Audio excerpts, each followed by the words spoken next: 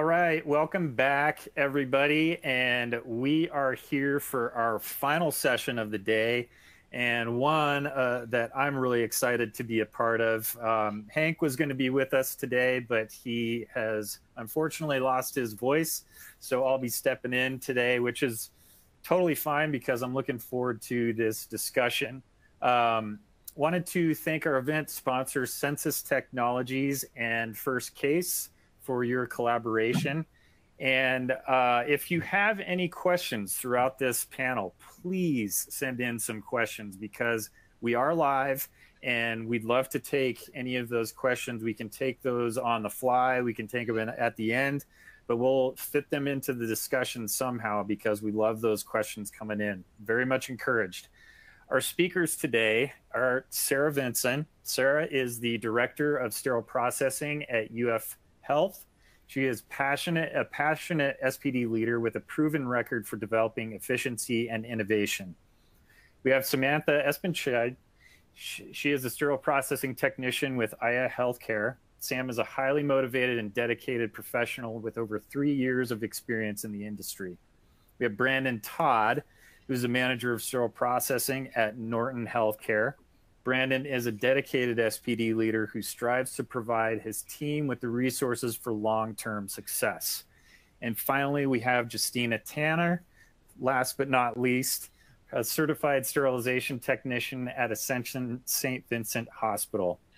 Her mission is to help sterile processing technicians continue to smoothly transition into the technological future of SPD by highlighting the importance of continued education on decontamination, assembly, and sterilization. And we'll just get into it with the presentation title. The title is In the Weeds and the Clouds, a frontline conversation about how productivity really works. Are you ready to take a deep dive into the world of productivity? Do you ever ask yourself, how does it really work, and why is it such a big topic of conversation in our departments? And as of today, our virtual conferences. Our panel of frontline sterile processing professionals are teaming up to share their insights on productivity and the strategies they've found to be most effective for improving workflows and efficiencies in their departments. Your productivity questions will be answered once and for all during this thought-provoking discussion. Let's welcome our panelists to the virtual stage.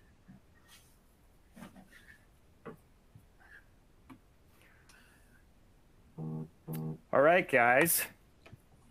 Welcome. Good to see you all. I'm going to start off by just having you talk a little bit about yourself, give us some background on your experience, and how about we start with Samantha? Hi, my name is Samantha. I have 3 years of experience in the sterile processing field. I started in 2020, back when COVID was in its heyday, and I really got to liking it. And so I made it a point to get all the certifications and increase my knowledge as much as I could.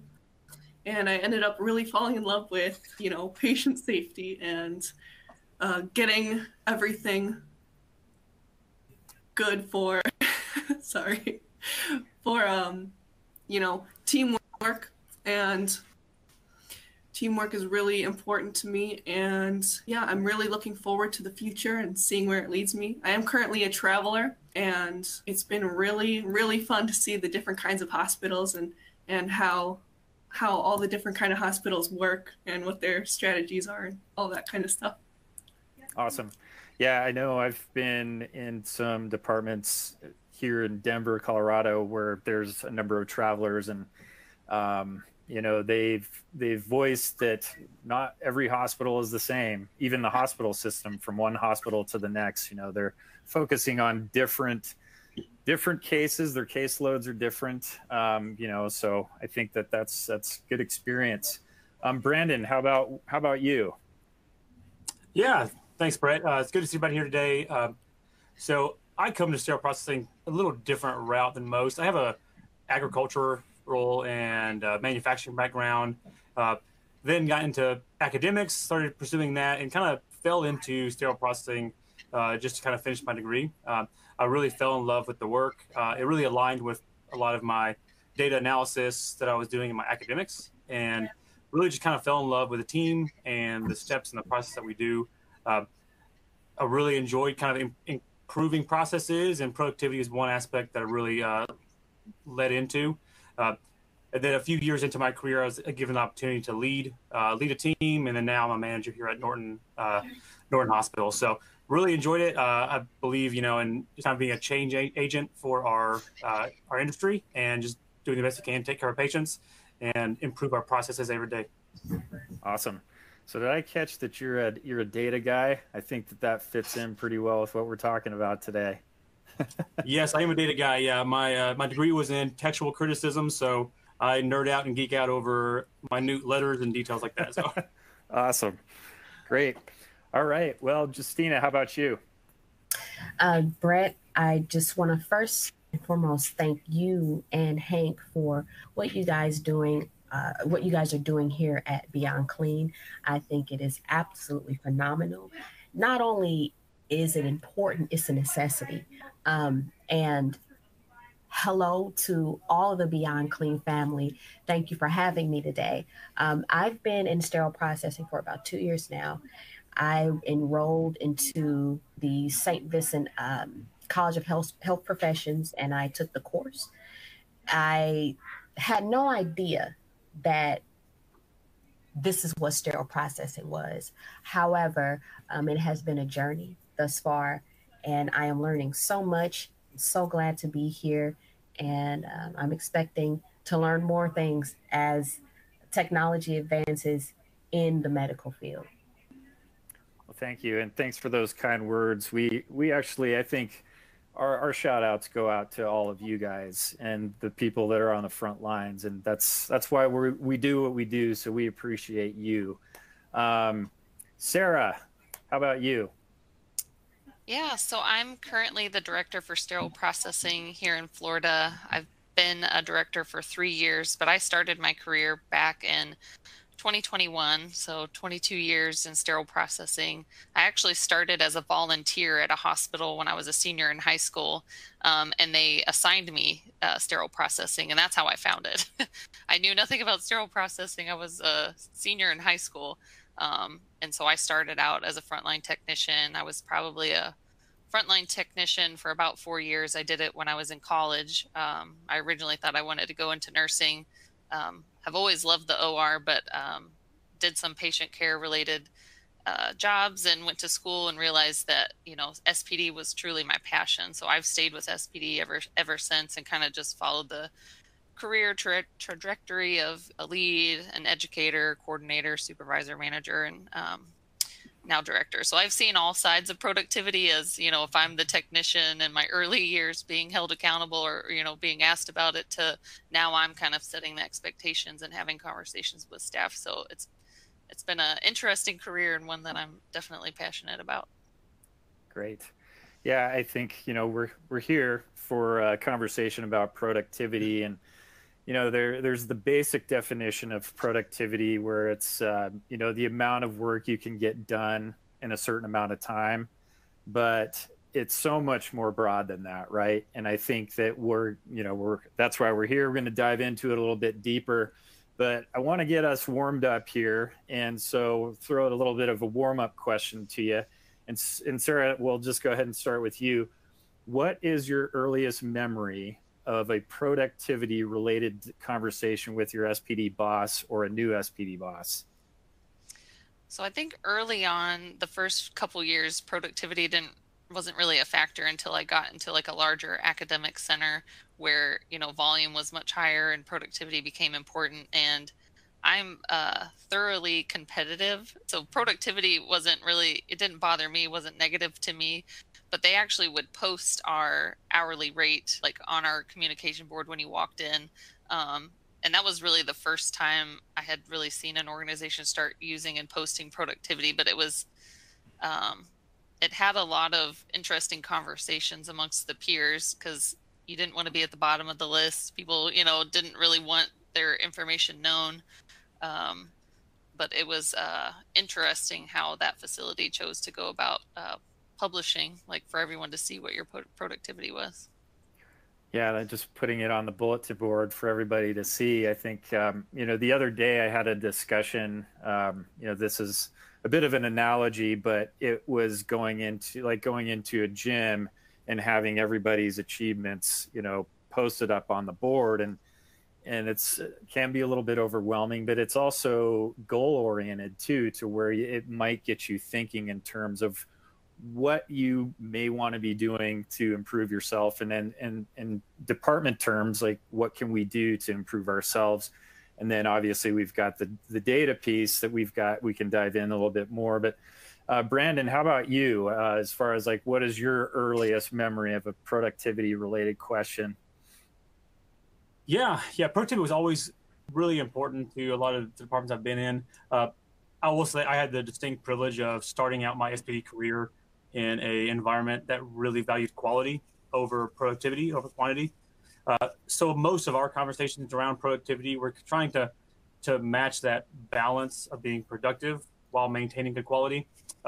One particular story I'll say, when I first became a leader in that organization, as a leader kind of leading productivity, I had a unique case where we had one technician who was, in terms of production, far and above everybody else, but his quality was horrible. And I remember talking to him, and he was just so ambitious and eager to get as much done that he would even fight off people to try to grab all the big sets and get them all done. And he would just crush through thousands of instruments a night. And in discussing productivity with him, one of the strange things as a boss that I had to do, I told him he had to be less productive and he had to produce less. And we actually set a cap for him. Hey, by lunch, you should not be done with 50 loaners. You shouldn't be able to do that in 4 hours. And so kind of the opposite end of probably a lot of management decisions on productivity, I was having to slow him down quite a bit. Interesting. I mean, why don't we dive down into a little bit of a rabbit hole on that one, because we've been talking about quality a good part of the day today, as far as, quality versus quantity. And then there's, going way too fast and, losing that quality piece, right? But then there's also what was explained in one of the other sessions was the proficiency piece, right? Like the more proficient that you are as you grow in the profession, I think that, you can work with both. But what is your feeling on that? Sam, I'll bounce that over to you, and then we'll go back to the productivity question. But what is your feeling on that? On the quality versus quantity? Yep. Yeah, so I actually wrote that down earlier today. I was thinking about quality over quantity.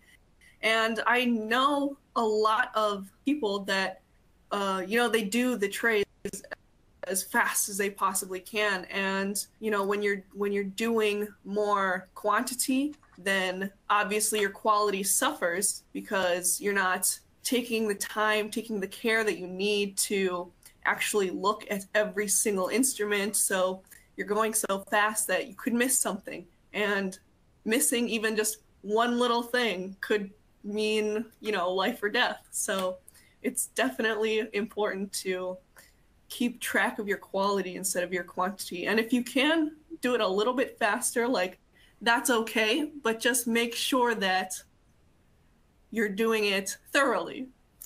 Right. Oh, that's a very good point.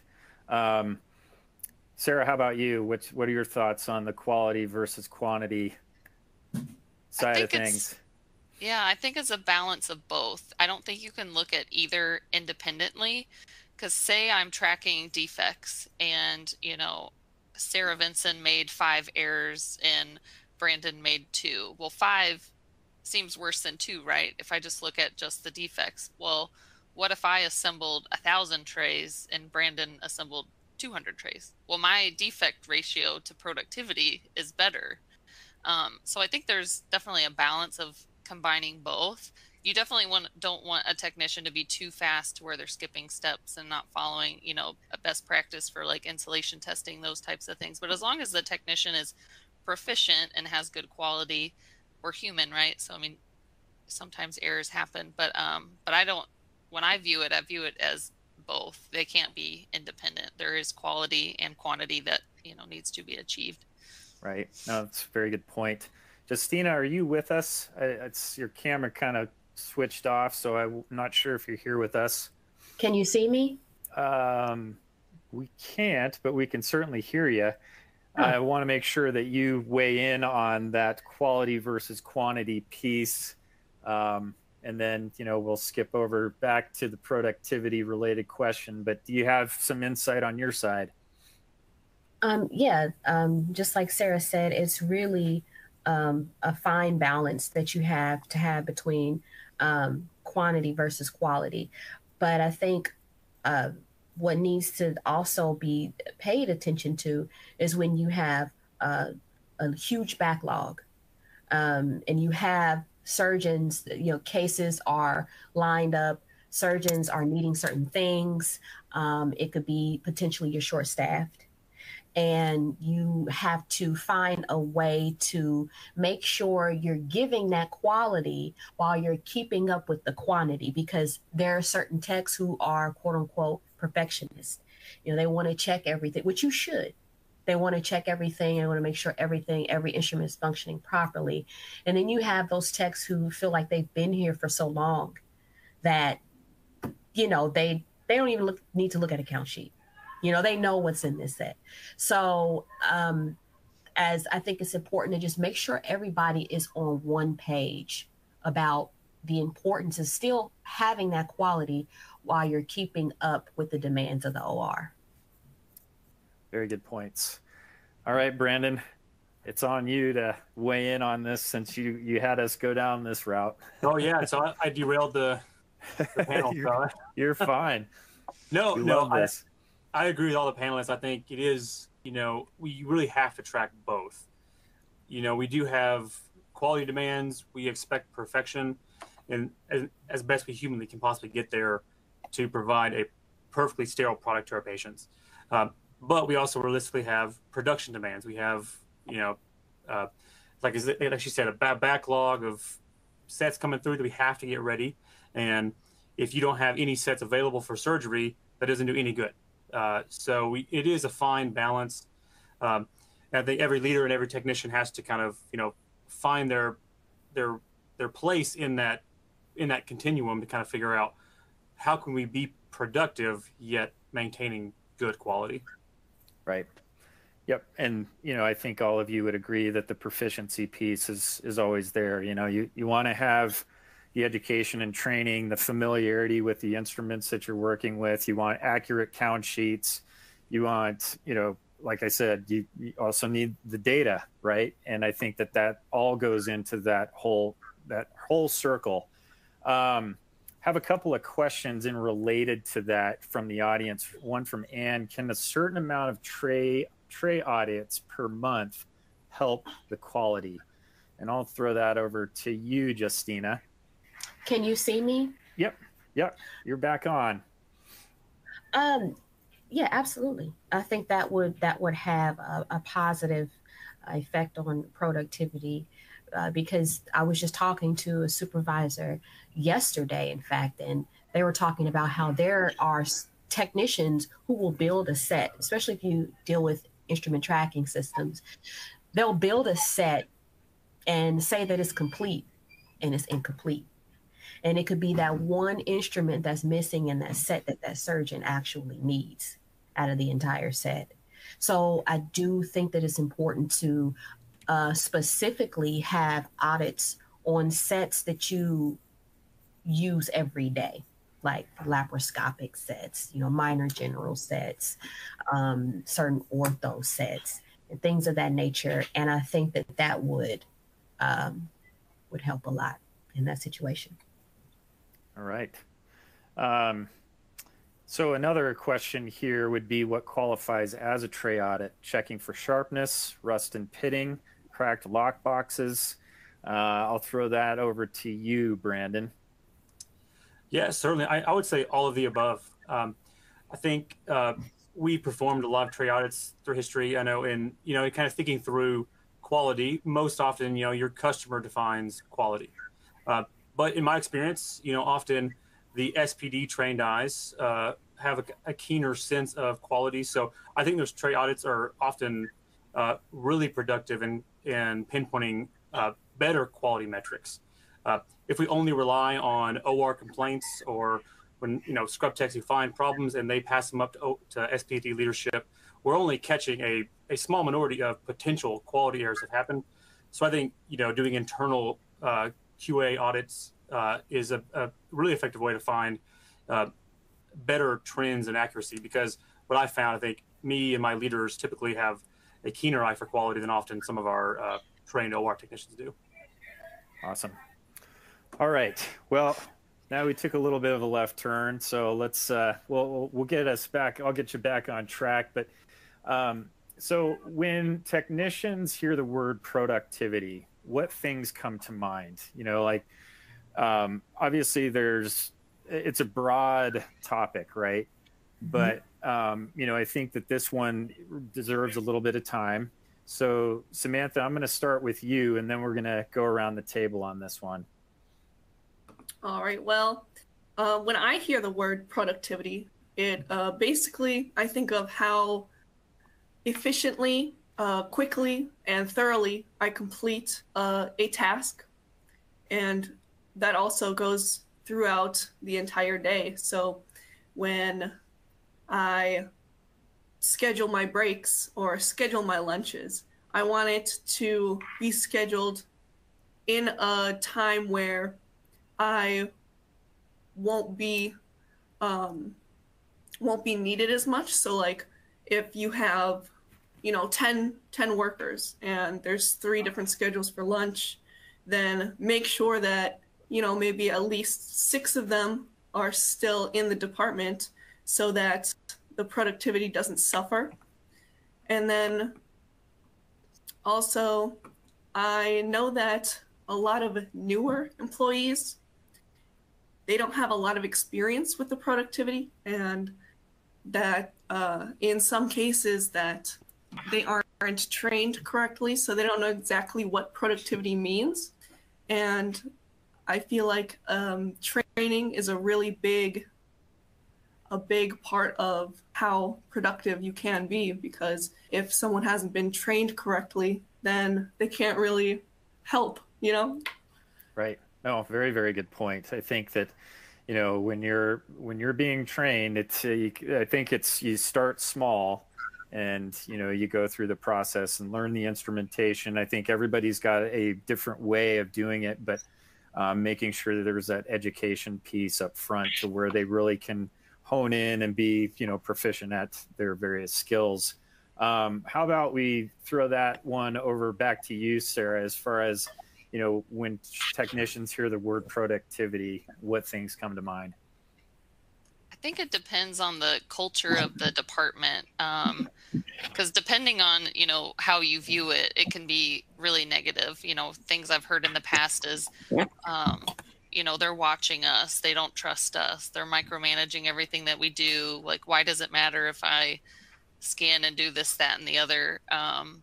But I think if leaders are transparent in like the metrics that we're held accountable to, like labor per stat, like what does that mean? Like, how am I being held accountable as a, director manager for budget and FTE, requesting FTEs and things like that? I think it really, whether it's something positive or negative, really comes down to how leadership kind of explains it and teaches the staff and gives them the tools to be successful.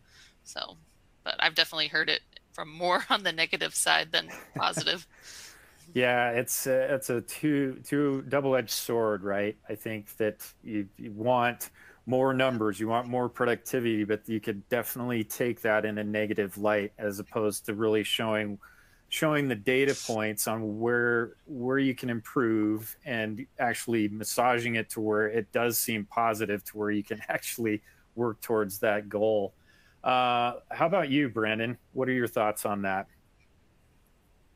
Yeah, I would agree. I think when I first got into sterile processing, like I mentioned earlier, I come from a manufacturing background, and productivity is, just drilled in your head working in a warehouse.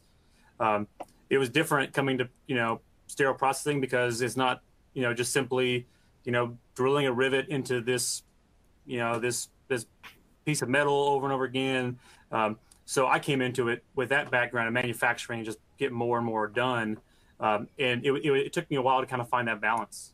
So I would say early on, I probably adopted some of that negative connotation of productivity that Sarah was mentioning, just getting more and more done without finding that balance early on. Right. Oh, that's a really good point. Justina, how about you? When I think of productivity, I think of the definition itself. I think of as an individual tech, what's your level of effectiveness as far as what you're doing? How much effort are you giving towards reaching your goals? What's the overall quality of your work? And how are you measuring your total output during your shift as a technician? Those are really the four things to me that technicians should really be focusing on, because when you focus on those particular things, you have a higher chance of giving the desired results for our customer, which is the OR, but you also have a higher chance of positive outcomes for the primary person of interest, and that is the patient. Yep, very good. I mean, that's why we're all here, right? It's the patient, and ultimately that's who is impacted by all of these processes. We talked, Sarah, you highlighted a little bit on the negative side of things, but can we dive a little bit deeper on that as far as the productivity and maybe some examples on the negative side? And Sarah, since you brought it up, we'll start with you. I think again, I think it depends on the individual, and if there's someone who's mindful of how they're spending their time. I think, usually if I've had a conversation related to productivity, it's looking at gaps in time. Like, hey, I noticed when I pulled up your report, you've got like 2 hours where, I can't see something was occurring, and staff, I try to come from a point of view where they won't be defensive. It's always inquisitive, like, hey, were you answering the phone? Did you have to make a delivery? Did something interrupt you? And I think as long as you have like a transparent, open dialogue, it becomes less negative and defensive. But it's sometimes hard, because you're essentially asking them to justify their performance, right? Like how well are they doing, and are they being good stewards of their time while they're clocked in? So yeah, it definitely varies on the individual. Yeah, and one of the I don't know if I'd call it a solution that was talked about today was, having teams within the department to answer the phones. Like, so have a team that you are dedicated to answering the phones today, so that one person that has that tendency to sneak off and answer that phone is not going to be doing that. So, I mean, that could be a way. But, I think in terms of just, trying to measure that can be a little bit tough without somebody getting defensive. Brandon, do you have any thoughts on the negative side of things? I know you mentioned the, coming from a manufacturer and trying to go too fast, but do you have any other examples that you'd like to share? Yeah, certainly. I think there are a lot of negative aspects to productivity, particularly in maybe how individuals view it. I think one of the, depending on how a leader communicates the goal in the productivity, and if their aim is just to produce more, I think one negative consequence is, people learning what is the objective that Brandon has and what's his standard. And if I say I need 20 sets per night or a certain number of instruments per night, then the negative side, you get people who are kind of gaming the system and who kind of know, okay, I'll grab these 5 trays that I know are easy and I can pad my numbers real quick. And I think that's a negative side of productivity. People who can, depending on how you communicate it, they can learn how to kind of fly under the radar, meet the bare minimum of productivity, even though their peers and leaders could observe they're actually quite unproductive in some ways. I think another fruitful part of the discussion would be for, how are we tracking some of those ancillary duties within the department? It's quite easy to document and to identify how many sets were sterilized in a shift or how many packs were packaged in a shift. But it's really hard to quantify how many times did you, like you said, answer that phone or deliver an instrument to the OR? Do you have means to track that and identify that? Or restocking shelves, all these what would be considered non-productive aspects of work. How are we tracking that? And so I think that could be an aspect of negativity is, how do you define these things and people who can, kind of exploit the system that's ill-defined? Right. No, good answer. I think, the negative side of things can always be turned into a positive if you're presenting it right, like Sarah said, and if you're having that sit down and just saying, this is what we're seeing, how can we change this so that everybody else is affected in a positive way? So, those are all good points. So stepping a little bit further, when department leaders are dealing with productivity issues, what all does that touch? So how about you, Justina? Do you have some insight on that? My insights on that, some of the issues that you can have dealing with productivity is, like I said before, high backlogs. That could be a huge damper on productivity. How fast are your turnaround times? When you have a certain physician that's here and they have cases back to back, are the needs being addressed promptly in your department when there are a bunch of add-ons that come down? Are you working to make sure those are being focused on outside of the priority sets that you have? And also, are technicians properly trained in the process? I think that is huge in our department anyway, and we put a lot of emphasis on that. If you are a technician and you do not understand the process for whatever point you are at in the department, whether in decontam, whether you're in assembly, whether you're on the sterilizers, or you're in case cards, there is a process to each of these areas. So those are the main points that I sort of thought about. Right. Oh, very good points. And, we also touched on leadership today, and, that goes into the training process and the onboarding and the continued education piece, and making sure that your team is empowered to learn and to grow within that, because it's, you can't be productive unless you can grow, in my opinion. And so I think, it goes all the way back to that proficiency piece. As far and talking about the productivity issues, when department leaders are dealing with those, and I think, Sarah, you'd be a good one to address that question too. So what are your thoughts there?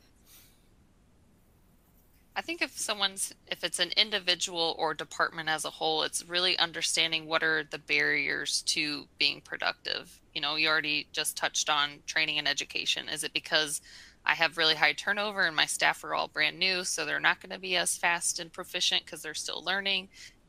Do I have really poor count sheets? So it's really hard to figure out what's needed and take a long time. Are my trays coming down mixed up from the OR? That never happens, right? So, that slows me down because I have to stop and find where all my things are because they're mixed in, 5 other trays. That slows us down. So one, never assume the negative, figure out what the barriers are and then make sure that you're working to fix them. Now, once you fix them, then that makes that conversation a little bit easier. To your point, we've assigned Sally to answer the phone. So Sarah, you don't need to answer the phone anymore. So what is hindering your performance? But I think always starting with why, asking why, and then kind of problem solving from there is always usually helpful. Yeah, great. I think removing the barriers is a really good money quote right there, because I think when you're doing that, then there's less for them to feel that they're impeded on. Samantha, how about you? When the department leaders are dealing with the productivity issues, What are your thoughts on that topic? You know, I think for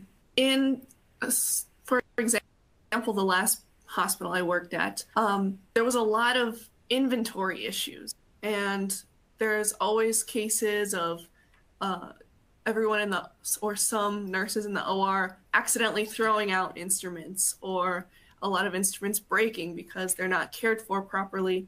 And so the last hospital I worked at had a lot of inventory issues. So there were a lot of trays down, and you know, they weren't getting replenished quickly enough. So at one point there was just a whole wall of down trays. And you know, inventory is like a really big part of, if you don't have this specific instrument that they absolutely need for this tray, then you can't do anything with it. So I think that's a really big point of productivity as well. Right. Yep. Very good point. Brandon, I'm going to throw this question over at you. What is the perception you have on the other side of productivity, as a non-productive employee? So say you've got somebody that just isn't getting it, maybe needs more training, or just isn't meant for the position. A non-productive employee can have a ripple effect in the department. So thoughts on that, the other side of that coin? Yeah. So the other side, we tend to highlight the high performers and those who are doing well and are very productive, but it's inevitable. And on every team, you're going to have staff who are not productive, and they're not, really pulling their weight. And this could be for a number of factors. It could be because they weren't trained properly, or they weren't given the tools to succeed. So in my leadership, when I've come across staff who are, I look at the data, and I know that sometimes data, can be skewed, and it may not paint the full picture. Like Sarah mentioned earlier, there are tons of these little kind of gray hollow spots in our data from these ancillary tasks that might not be captured with your tracking system. So, my goal has always been, to find that barrier, like Sarah mentioned, is to call them in, talk through it, and see what tools can I provide to help them improve. So, I've had employees who I realized, hey, they were never properly shown how to do this process, so they're uncomfortable. And some people, when they don't know what the next step to take, they don't take a step, and they wait to be told what to do. Right. So, I found providing the tools and the resources they need to succeed. And then, just being consistent with accountability and working with them, trying to see them improve. And if they don't, we need to be honest with our assessment that, sterile processing isn't for every person. Not everyone can kind of meet the demands of our department and kind of the workflow that we have to work under.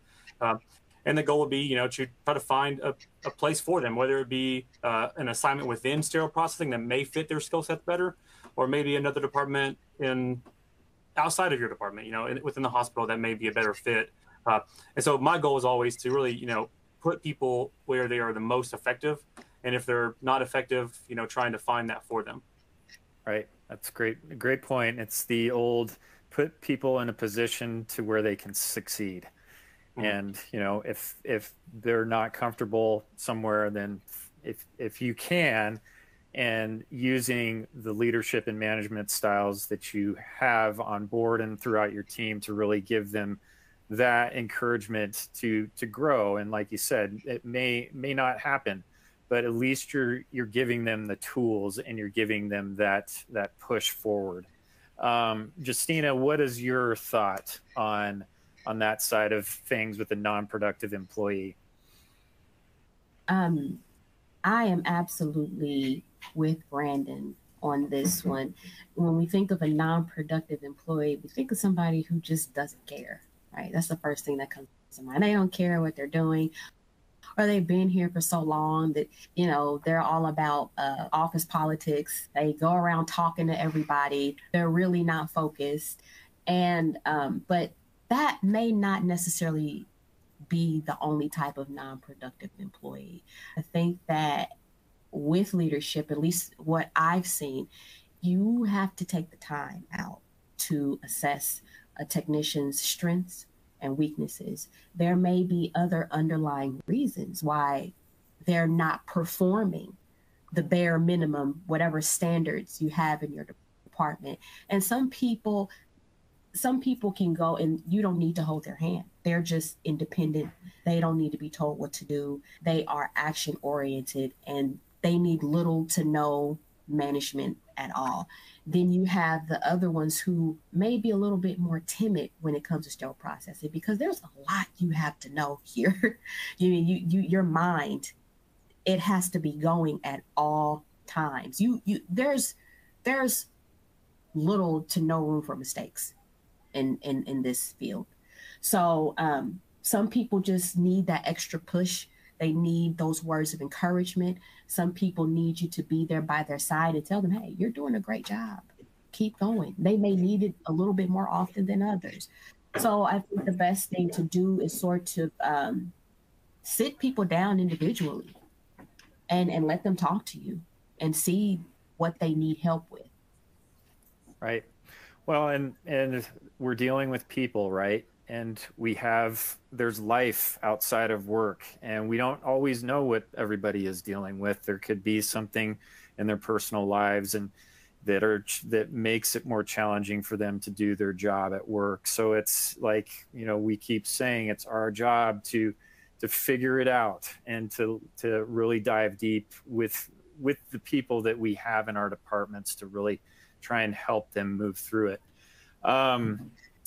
So when we talk about productivity and SPD, what are the common expectations that you set in your departments? And Samantha, I'll start with you.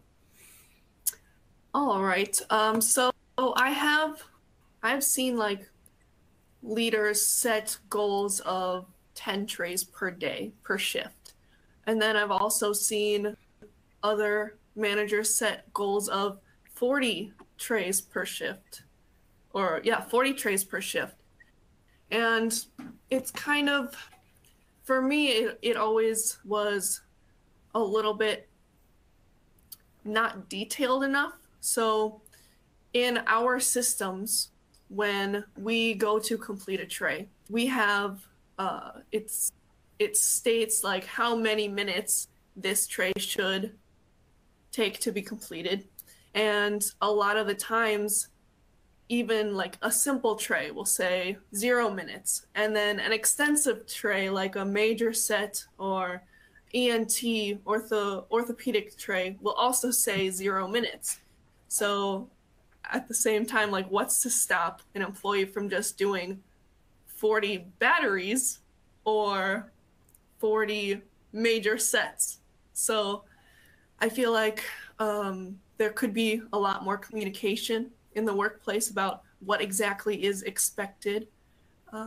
Sometimes it's not very clear. Like when I first arrived at the hospital, like fresh off the street, didn't know anything about sterile processing, productivity was never explained to me. So, I didn't really know exactly what to do, how much to do. I was just kind of doing what I was told while we were doing it, Yeah, and you make a really good point, because not all trays are created equal, right? We have so many different surgical procedures and different instruments, and an ortho tray is not like a labor and delivery tray. They're all different. And so to just have that gray area expectation of 40 and 10 without really drilling down into the details and the data behind it is not necessarily the best expectation, in my opinion. Brandon, what are your feelings about that? Yeah, I agree with Samantha there. It is really difficult to give just kind of a general outline. Even though I admit it's difficult, we still do it. We still kind of communicate a general, and we're very clear, is an overstated, oversimplified guideline of, a certain number of sets per hour, or a certain number of instruments per shift. As a leader, as I work with my supervisors, we understand there are lots of obstacles. There are challenges that will come up throughout the day, and we kind of work through those. I'm personally a big believer in setting labor standards, kind of like Samantha was mentioning, that you this set is coded and your tracking system knows it should take X amount of time. You add a slight buffer in there. As best we can over the past year and the years to come, I'm trying to, really individualize those so that way you can even kind of pair it with the skill set of the person and their training level and their competency level. So I think there's tons of opportunity. I mean, admittedly, it is very difficult to perfectly document and predict productivity. But I think through setting labor standards and kind of following general practices, we can at least get a good start. Yeah, those are all good tools. How about you, Sarah? What are your thoughts? So it's a double-edged sword sometimes, because if you set an expectation that's, it's a minimum of X, whatever the number is. You said 10 or 40, Samantha, but if I say it's 10 and I reach 10, well, do I stop because I've met the goal? So I think if you set a pace, some staff will work to the pace that you set. So sometimes it's better just to monitor what you were saying, Brandon, like individual performance based on their experience level, what they've historically done, like what's an acceptable range, for that task. And then kind of just monitor for consistency. Obviously we have goals, labor goals, I'm saying with my director hat on, I have X number of FTEs and X number of trays that have to be done and ORs that need to run. So, I mean, there is a goal and a target, and you don't want to be too arbitrary with it because then staff don't really have good direction of where they're going. But I think, it has to be the whole picture. So not just tray, it has to be how many instruments are in that tray. Is it super complex or is it general? Which some tracking systems are getting much better at being able to kind of flag and classify, like what's the, complexity level of this particular item. So I think that's a good thing that the industry is kind of moving towards, is like ranking complexity and giving credit where it's due for, that type of productivity. So. Great. Yeah. That's the double-edged sword. I love that analogy. Justina, how about you? I'd say, while not a quote-unquote leader yet in the department per se, but I think that the main expectation that is probably one of the most important expectations that should be set in any department is to know your instrumentation. There has been several different occasions during huddle where we have sets that go all the way up to the OR and they end up coming back down because there's the wrong instrument in the set. There's a tractor that's too big for a sheath. Or, for example, yesterday at huddle, we had a basic cysto set, and this is a common error that has been happening here lately in the last few months, where they're taking the sheath and it has stop clocks in it. And they're the people in the techs in decontam are completely unscrewing the stop clocks off the sheaths and placing them somewhere else. So when they get on the assembly side, I guess another tech is just looking at it and going, "Oh, okay, I guess it's supposed to look like that."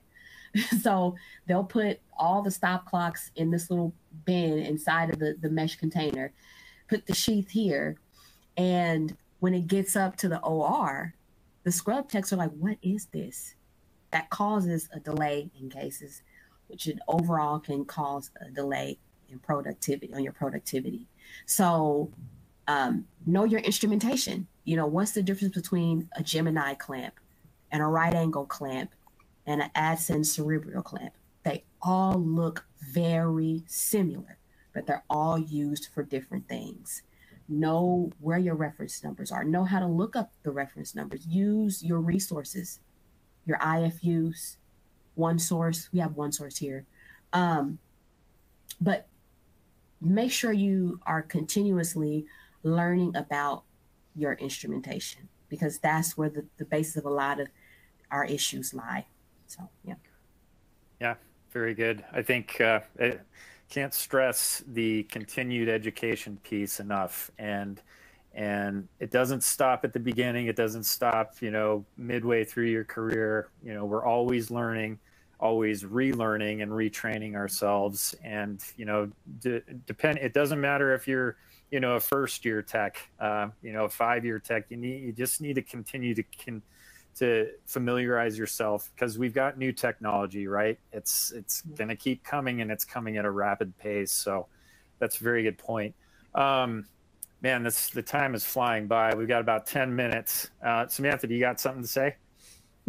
Yeah, I actually wanted to add on to Justina's point. From a traveler's perspective, I noticed that when I go to new hospitals, they kind of expect us to know everything already when we walk through the door. And obviously we're not familiar with that new situation. We're not familiar with sometimes their tracking system, and we're not familiar with, you know, how to find those reference numbers, because it's a whole new environment for us. And I feel like it's important to, even though a traveler is an experienced technician and they should know everything, right?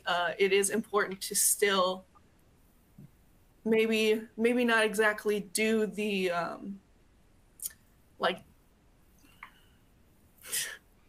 the full onboarding process.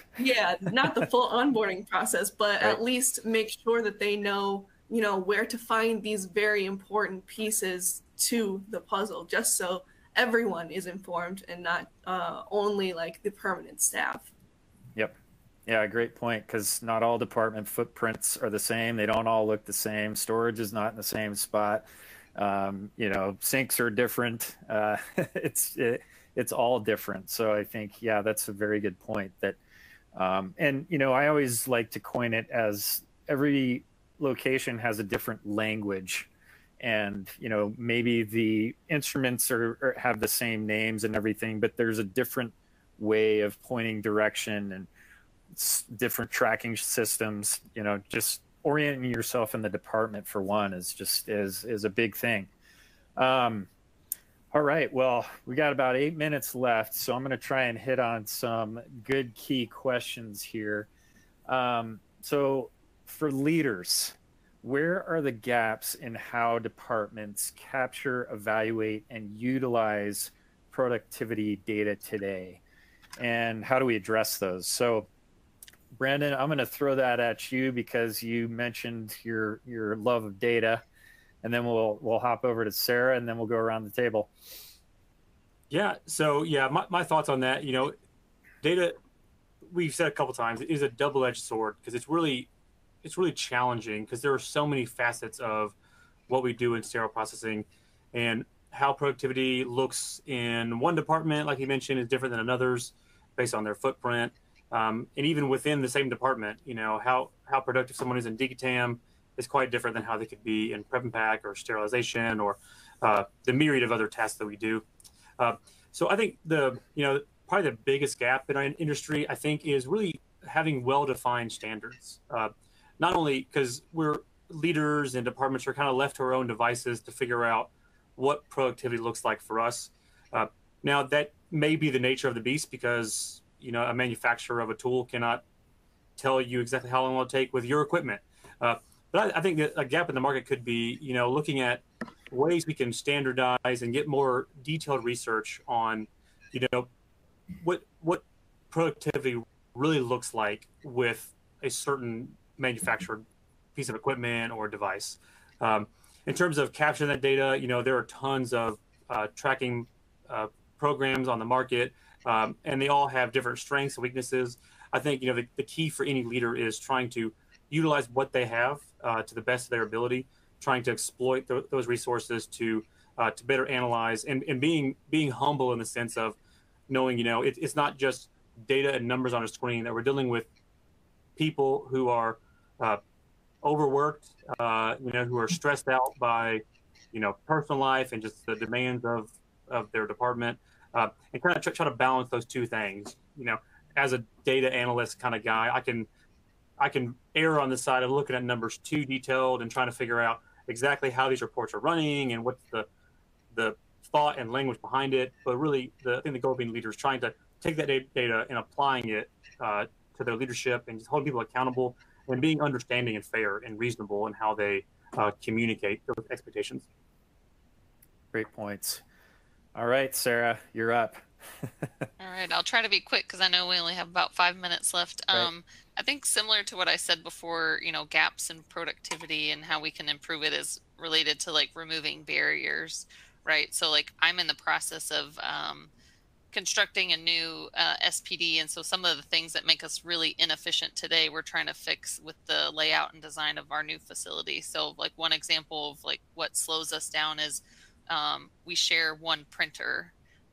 So if you have multiple people like who have to walk from their station to get their count sheet every time, like that really slows you down. Like that's something, easy that we can fix by just workflow and design. So I think if you're having challenges or struggles with productivity, there's things you can do that aren't even related to just the staff being faster. It's about how do you make your processes more lean and eliminate like a lot of that non-value added stuff that just kind of gets in the way, which honestly would make the staff's job easier, and more enjoyable if it's they have the tools where they need them when they need them to do their job. So, Right. Yeah, I guess you could say do more with less if you want to say it that way. But all right, Justina, how about you? I sort of just brainstormed and wrote down two things that I think causes the gaps in productivity. And Sarah was just talking about the lean process. And I definitely agree with that. That actually needs to be implemented more in a lot of different facilities. There's places I've gone to where they don't even have tracking systems at all.